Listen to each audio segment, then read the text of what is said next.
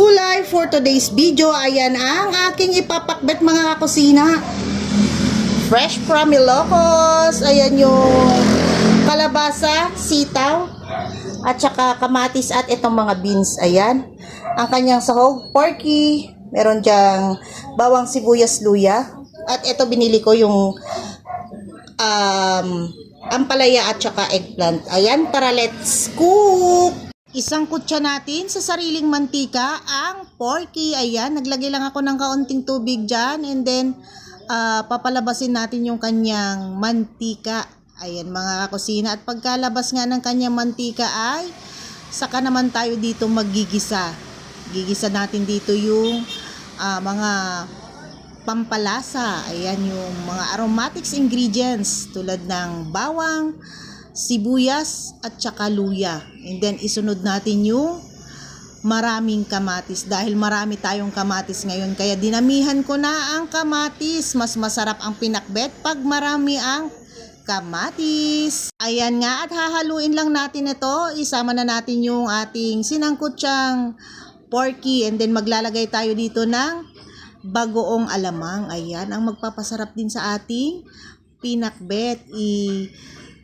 Hahalo natin na maigi, and then papalabasin natin yung sariling katas ng kamatis. At pagkalabas nga ng sariling katas ng kamatis, ayan, ilagay na natin yung mga beans, patani at saka buto ng sitaw. And then isunod na natin ilagay din yung kalabasa dahil matitigas to mga kakusina, kaya uunahin natin siyang iluto. Ayan, hahaluin lang na maigi. Hindi ko muna linagyan to ng tubig mga kakusina dahil may sabaw ang kamatis. Linagyan ko na rin pala dito ng 2 sandok na bagoong. Ayan, titimplahan na lang ulit mamaya pagka kulang pa ang kanyang lasa or alat. Ayan, naglagay na rin ako dito ng pork cubes para mas lalong lumasa ang ating sinahog na pork sa ating pangpakbet.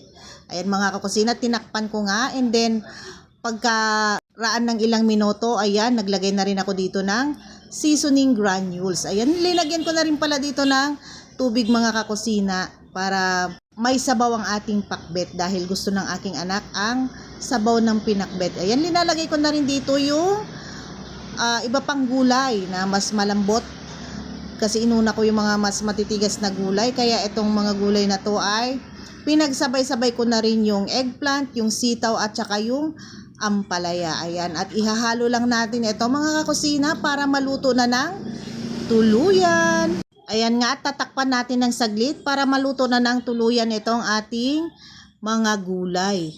Ayan nga mga kakusina, hinalo ko uli yung aking gulay. Baka manikit naman yung mga beans doon sa ilalim ng pinaglulutuan natin. Hindi pwedeng sunog, papangit ang lasa ng ating niluluto, kaya halo-haluin din paminsan-minsan. Ayan, at malapit na nga maluto mga kakusina. Grabe, kung nandito lang kayo sa aking tabi, maaamoy nyo kung gaano siya ka bango. Ayan, at eto na nga mga kakusina, ready na to. Pwede nang hanguin para kumain.